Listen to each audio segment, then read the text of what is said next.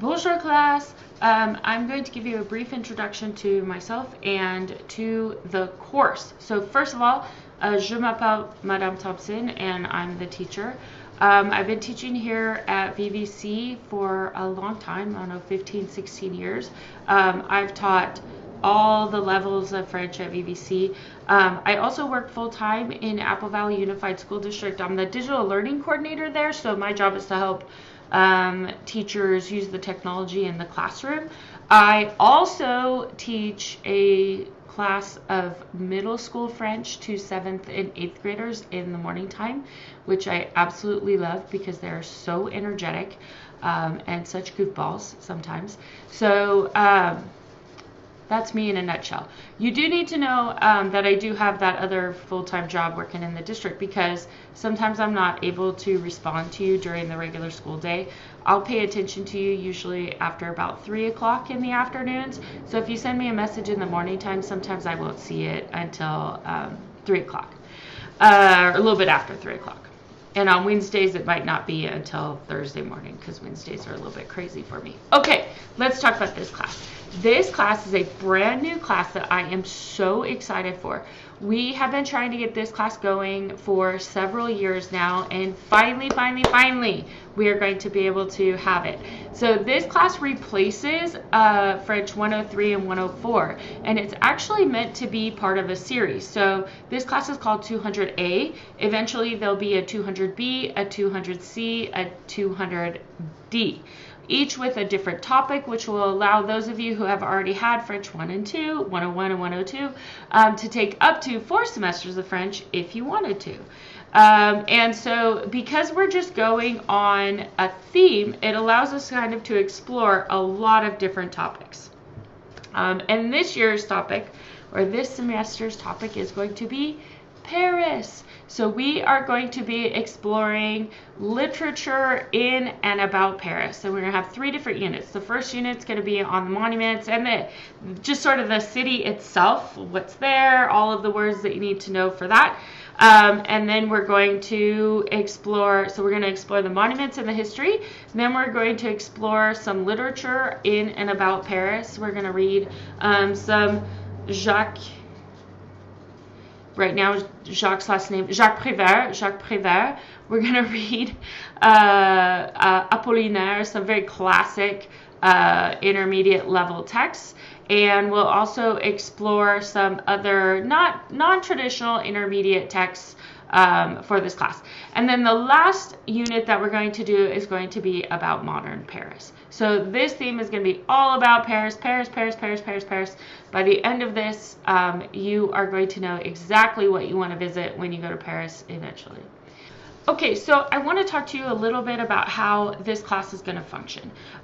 We are going to be basing this class, or I'm basing this class around the proficiency levels as defined by ACTFL, that's the American Council for Foreign Language Teaching. They have 3 different proficiency levels when we talk about how well you can do in language. So we have novice, intermediate, and then advanced. And with each one of those, you also have 3 separate indicators. You've got low, mid, high for each one. So think of this like if you had a freshman, a JV, and a varsity football, volleyball team, whatever it is. A novice would be freshman, intermediate's JV, advanced is the varsity team.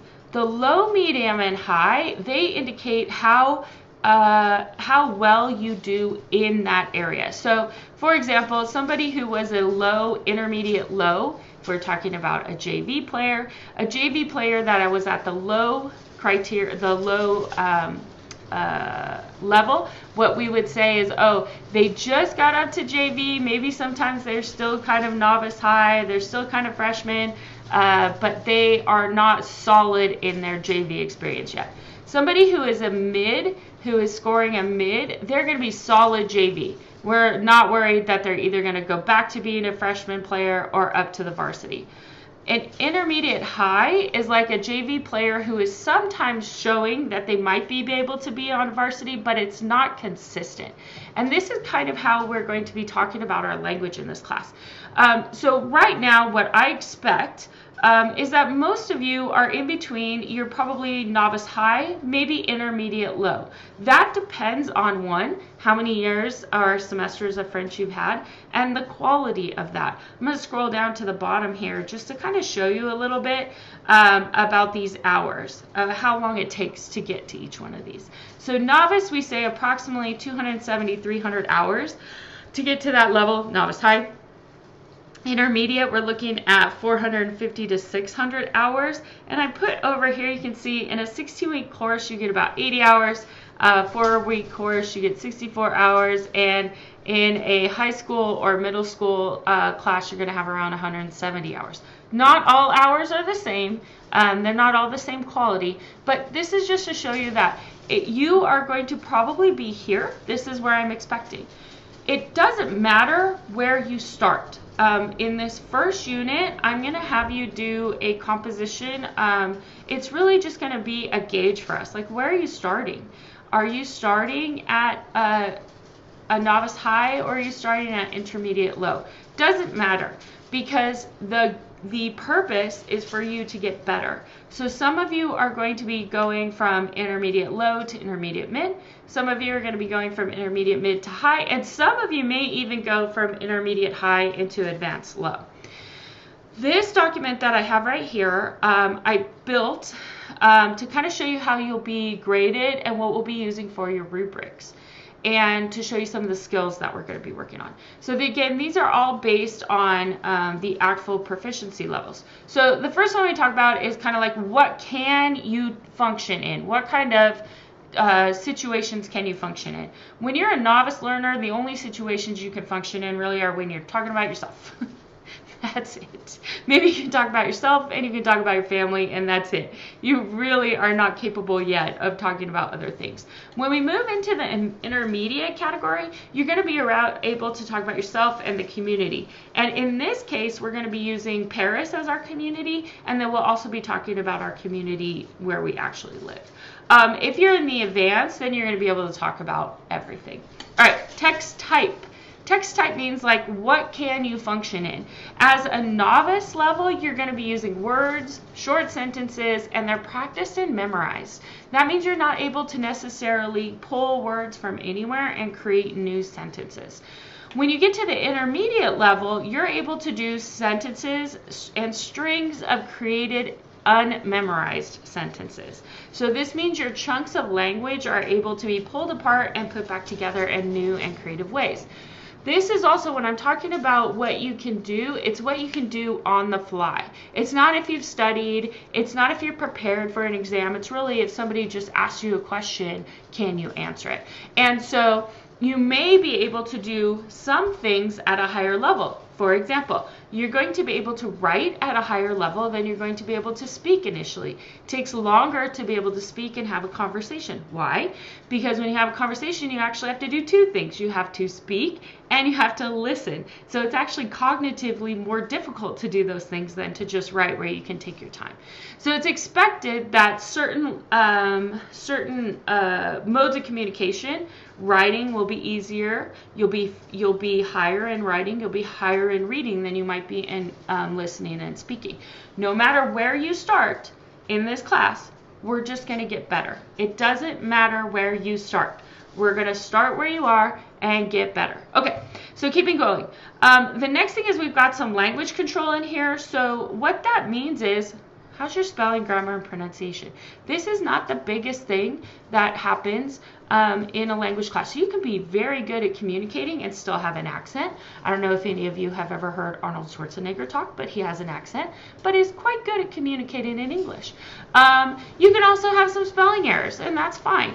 And grammar as well.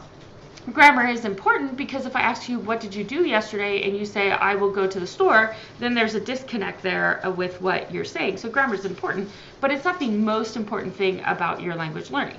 All right, so when you're in the novice, you can control this. We talk about language control, so it means how good is it? How able are you and how consistent are you?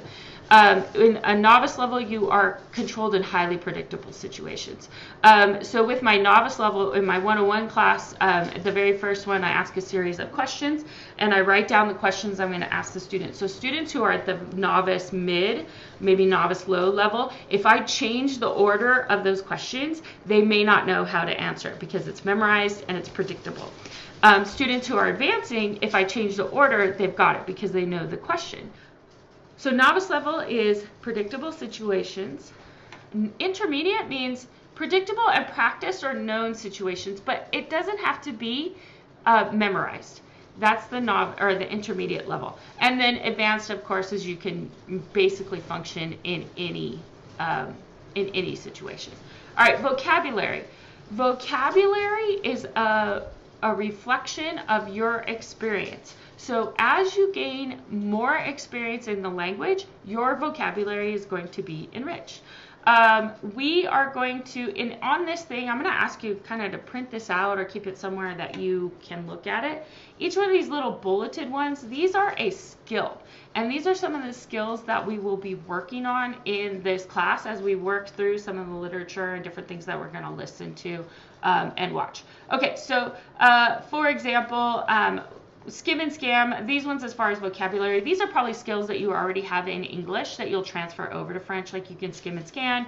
You'll know how to use visual support, predicting meaning, using context clues. We will kind of work on family roots because as your vocabulary gets bigger in French, you're going to have more vocabulary roots that you'll be able to draw on. I'm going to go down to communication strategies because this is one that we will focus on a lot. So when we are talking about novice learners, they might use all of these to help themselves communicate. I'm going to focus on these as intermediate learners. So one is asking questions. So what happens when you don't understand something? If you're in a conversation with your mom or dad or your friends and you don't understand what they say, you'll say, what did you say? That doesn't make sense. What? So these are kind of things that we have to practice in French as well. So asking questions, asking for clarifications. You're going to see in this class, I'm going to have you asking a lot of questions, both about what you're reading and what you're listening to. The one thing that we are going to focus on a lot is circumlocution. In the second module, I have a whole lesson on this. This is one of the ways that we work on how we talk about words when we don't know what they are. We can't just say the English word in French. We have to work on how can we describe what's in our head when we don't know the word that goes in there. This is like every day of my life, even in English. So each one of these are skills that we'll be working on throughout the semester, some more than others. In this class, I'm going to give you a lot of graphic organizers because you're going to be working on your own, and I want you to be able to have something to grab onto as you're working. You can use my graphic organizers or you can use your own. Like, you're adults. If you want to choose something else than what I give you, that's totally fine. But a lot of times I'll ask you to turn in your graphic organizer because I want to see your thinking before you do the task that I'm going to ask you to do. All right, and then the last one down here is cultural awareness, and then this is just how is it that you, how is it about what you know about the culture, how is that reflected in your language use? For the biggest thing for this class that we're going to do for that is I am going to have you use vous with me, and I am going to use vous with you. This is not a habit of mine to use vous with students, so I expect there will be a few times that I will slip back to tu, but I want you to have that experience of using vous more regularly and hearing that with yourself more naturally. I think we use tu with students. So that'll be the main way that we see that in this class. This is going to be the basis of all of our assessments and all of the projects that you are going to be doing here in this class. So every time we have a project or a composition, I'm going to ask you to say, where do you think you fall on this rubric? I'll have it more specific for each one because this is everything in general. And so, for example, if we're working on circumlocution, there'll be a specific line in the rubric for circumlocution. And I want you to rate yourself how you think you're doing so that we can see how we're improving throughout the course. Again, it doesn't matter where you're starting. If you come in at novice, mid, high, or you come in at intermediate, low, or mid, it's fine because you have somewhere to go. Everybody is going to get better over the course of these 16 weeks. And that's what makes this class, I think, so exciting. And it will make it so that people can drop in and, as we talk about like the 200 A, B, C, and D, students will be able to come in at whatever level. It doesn't matter what the topic is because you're just going to be getting better. It also means that you'll notice here at no point in this rubric does it say you can conjugate verbs or you can do something in the past tense or the future tense or anything like that. That's because that grammar is important as far as the communication of your idea. It is in order to communicate, but it is not the most important thing. At this point, I'm assuming you have received all of the grammar, like almost all of the grammar instruction that could be done. So I will be giving you reviews for grammar based on what it is that we are reading or whatever the task is that we're doing for this class. So this is our kind of guiding document for everything that we're doing and how you are going to be assessed and how we're going to move from one level to the next as we progress through the course, knowing that we're going to be working on specific skills, which I think I'm going to put out like skill so that you know which one we are working on. And we're not going to work on all of them because it's just impossible to do everything, but we're going to work on some of them. 3, 2, okay, so one of the other ways that we're going to be, or that I'm going to make it so that, because everybody's going to be working at a different level, when I give you an assignment, I will be giving you 3 different levels that you can kind of function at. So there's going to be le débutant, the beginning level. This is the like bare minimum that you should be doing. The avancé, for somebody who feels like the bare minimum, they can do that really easily. And then the maître level. Maître is like a master or advanced level. Okay, so here's an example. This is one of the first assignments you're going to do in module 2. You're going to watch a video about some monument of Paris. In Paris, my French accent. So here's an example. So I'm just giving you what I would expect at the débutant level, the avancé, and the maître. Everybody will be functioning at a different level, and that is fine.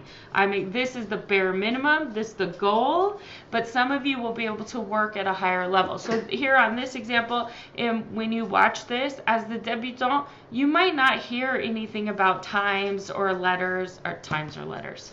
Times are numbers, les chiffres are numbers. Times are numbers. You might not hear that the first time, and that's okay. You might not hear any people mentioned. Totally fine.